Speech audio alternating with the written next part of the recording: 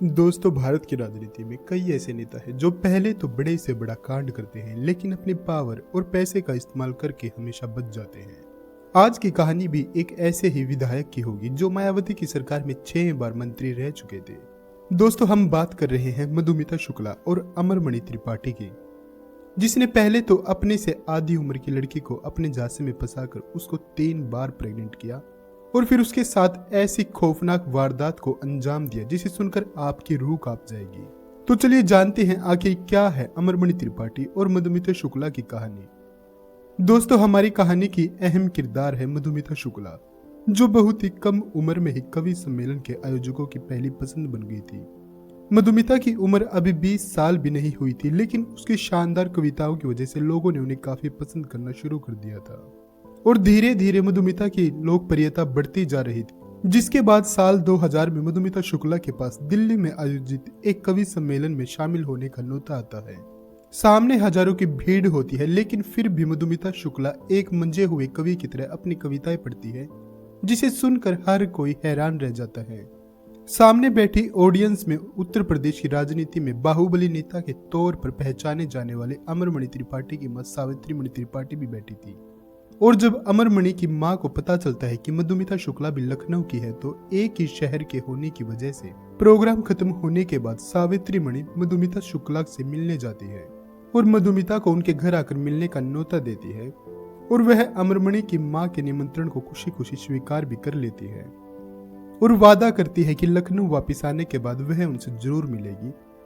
और जब मधुमिता वापस लखनऊ आती है तो अमरमणि के घर उनकी मां से मिलने जाती है और ऐसे ही इन दोनों का एक दूसरे के घर आने जाने का सिलसिला शुरू हो जाता है। और जब एक दिन मधुमिता अमरमणि त्रिपाठी के घर आती है तो उसकी मुलाकात अमरमणि त्रिपाठी से होती है। अमरमणि मधुमिता शुक्ला के बारे में कई बार सुन चुका था, इसलिए अमरमणि मधुमिता से अपने चुनावी भाषण के लिए कुछ लाइनें लिखने के लिए कहता है और मधुमिता तुरंत कुछ लाइनें लिखकर अमर को दे देती है और इस तरह अमरमणि और मधुमिता शुक्ला की बातचीत का सिलसिला शुरू हो जाता है। मधुमिता लखनऊ के निशांतगंज इलाके के पेपर मिल कॉलोनी के मकान नंबर 33/6 में अपने एक नौकर देशराज के साथ रहती थी। साल 2003-9 में शाम का समय था जब मधुमिता के दरवाजे पर 2 व्यक्ति दस्तक देते हैं। दोनों को देखकर मधुमिता घर के अंदर आने को बोलती है और देशराज से किचन में जाकर चाय बनाने को कहती है। दोस्तों, देशराज घर पर आए मेहमानों के लिए चाय बना ही रहा था और तभी उसे मधुमिता के कमरे से गोली चलने की आवाज आती है। वह जल्दी से किचन से भागकर वहां जाता है और देखता है कि फर्श पर मधुमिता खून से लथपथ पड़ी थी और जिनके लिए वो चाय बना रहा था वह तेजी से घर का दरवाजा बंद करके वहां से भाग गए थे। जिसके बाद देशराज इस घटना की खबर मधुमिता शुक्ला की बहन निधि शुक्ला को देता है। निधि यह खबर सुनते ही वहां आ जाती है और हत्या की जानकारी पास के एक पुलिस स्टेशन को भी दे दी जाती है। खबर सुनकर पुलिस वालों को लगता है कि यह हत्या लूटपाट के इरादे से की गई थी, लेकिन घर पर छानबीन करने के बाद पता चलता है कि घर में किसी तरह की लूटपाट नहीं हुई है, बल्कि बिल्कुल नजदीक से मधुमिता को गोली मारी गई है। जांच में पुलिस अधिकारी को मधुमिता के कमरे से मधुमिता का मोबाइल और कुछ पर्सनल डायरी भी मिलती है और मधुमिता के शव को भी अगले दिन पोस्टमार्टम के लिए भेज दिया जाता है। और जिस अस्पताल में मधुमिता का पोस्टमार्टम होता है वहां खुद अमरमणि त्रिपाठी अपने सहयोगियों के साथ आते हैं और पोस्टमार्टम पूरा होने तक वहीं खड़े रहते हैं। पोस्टमार्टम होने के बाद मधुमिता शुक्ला के शव को उसके घर भेज दिया जाता है और गांव में भी अंतिम संस्कार की तैयारी पूरी हो चुकी थी। लेकिन तभी लखनऊ के एसएसपी अनिल अग्रवाल पुलिस की एक टीम भेजकर किसी भी कीमत पर मधुमिता शुक्ला के शव को वापस लखनऊ लाने का आदेश देते हैं।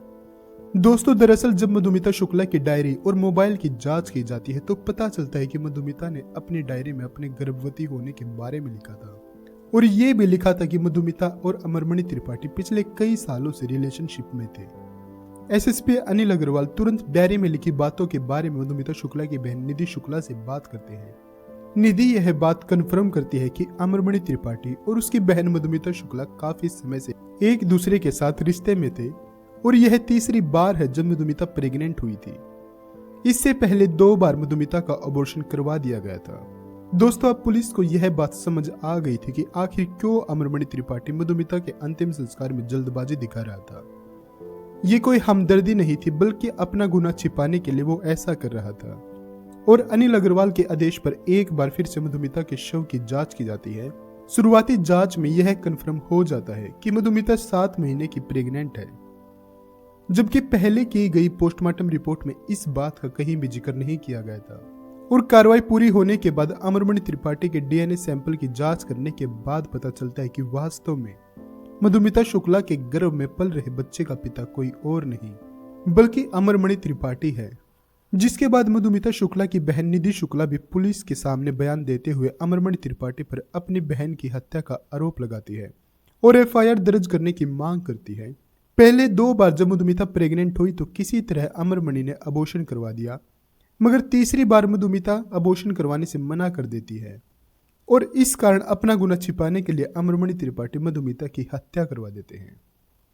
अब इस पूरे मामले को क्राइम ब्रांच लखनऊ को भेज दिया जाता है।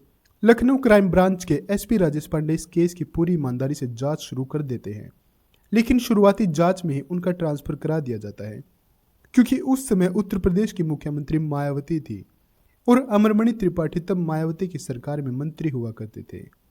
जिसके बाद मायावती पर भी आरोप लगने लगते हैं कि वह अमरमणि को बचाने के लिए ही अधिकारियों का ट्रांसफर करवा रही है और इसके अलावा लगातार सीबीआई से इस मामले की जांच की भी मांग की जाती है, मगर मायावती इस मामले को सीबीआई तक नहीं भेजती। दोस्तों, लेकिन निधि शुक्ला यहाँ चुप नहीं बैठती। वो इस केस के बारे में तत्कालीन प्रधानमंत्री अटल बिहारी वाजपेयी से बात करती है तथा उनसे इस मामले की जांच सीबीआई से करवाने की सिफारिश करती है और आखिरकार 17 मई 2000 को इस मामले को सीबीआई के हवाले कर दिया जाता है। दोस्तों, अब जो खुलासा होता है वो हैरान करने वाला होता है। दरअसल इस हत्या में केवल अमरमणि त्रिपाठी का ही हाथ नहीं था, बल्कि एक साजिश के तहत इस हत्या को अंजाम दिया गया था। सीबीआई की जांच में सामने आता है कि पहले तो अमरमणि त्रिपाठी और मधुमिता शुक्ला की मुलाकात यूं ही होती है, मगर धीरे धीरे दोनों एक दूसरे के करीब आ जाते हैं और शादीशुदा और एक बच्चे का पिता होते हुए भी अमरमणि त्रिपाठी अपने से आधी उम्र की लड़की मधुमिता शुक्ला से शादी का वादा करके शारीरिक संबंध बनाता है और जब इस बात की भनक अमरमणि की पत्नी मधुमणि त्रिपाठी को लग जाती है तो दोनों के बीच काफी लड़ाइयाँ होती है, मगर अमरमणि अपनी पत्नी के आरोपों को नकारते हुए कहता है कि जैसा तुम समझ रही हो वैसा कुछ नहीं है। फिर भी मधुमती को यकीन नहीं होता। वो अपने करीबी रिश्तेदार भतीजे रोहित चतुर्वेदी से अमरमणि पर नजर रखने के लिए कहती है और जब एक दिन अमरमणि मधुमिता शुक्ला के घर मिलने के लिए जाता है तो रोहित इस बात की जानकारी उसकी पत्नी को दे देता है। मौके पर पहुंचकर मधुमणि रंगे हाथ अमरमणि को पकड़ लेती है। रंगे हाथ पकड़े जाने के बाद सारी सच्चाई अमरमणि अपनी पत्नी को बता देता है, जिसके बाद उसकी पत्नी कहती है कि अगर मधुमिता शुक्ला को रास्ते से हटा दिया जाए तो सारी समस्या खत्म हो जाएगी और इसकी प्लानिंग करने के लिए अमरमणि की पत्नी रोहित से मिलती है।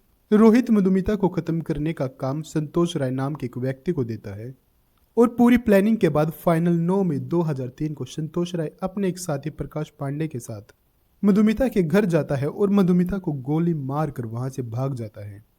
दोस्तों, इस पूरे खुलासे के बाद 23 सितंबर 2003 को अमरमणि त्रिपाठी को गिरफ्तार कर लिया जाता है, मगर कुछ ही हफ्तों बाद उसे हाईकोर्ट से बेल मिल जाती है। लेकिन यहाँ बात खत्म नहीं होती। अमरमणि त्रिपाठी इस पूरे मामले में जांच के दौरान पावर और पैसे का इस्तेमाल इतना ज्यादा करता है कि एक के बाद एक कई अहम गवाह मामले से मुकर जाते हैं। लेकिन इसके बाद मधुमिता शुक्ला की बहन निधि शुक्ला केस को उत्तर प्रदेश के बाहर ट्रांसफर करने के लिए सुप्रीम कोर्ट से अपील करती है और सुप्रीम कोर्ट इस पूरे मामले को उत्तराखंड ट्रांसफर कर देता है, जिसके बाद अमरमणि त्रिपाठी की जमानत भी रद्द कर दी जाती है। अमरमणि त्रिपाठी पर लगाए गए सभी आरोप सही साबित होते हैं, मगर 2012 में इन सभी को उत्तराखंड की जेल से वापस गोरखपुर सेंट्रल जेल में ट्रांसफर कर दिया जाता है। दोस्तों, आपको जानकर हैरानी होगी कि 2023 तक अमरमणि त्रिपाठी अस्पताल और जेल में ही रहते हैं, मगर 2023 के अगस्त महीने में उत्तर प्रदेश की योगी आदित्यनाथ की सरकार के द्वारा उन्हें अच्छे व्यवहार के आधार पर अमरमणि त्रिपाठी और उसकी पत्नी को आखिरकार जेल से रिहा कर दिया जाता है। अब दोनों आजादी के साथ अपनी जिंदगी जी रहे हैं और दूसरी तरफ मधुमिता शुक्ला की बहन निधि शुक्ला आज भी इंसाफ की लड़ाई लड़ रही है। दोस्तों, आपका इस पूरे मामले पर क्या कहना है? कमेंट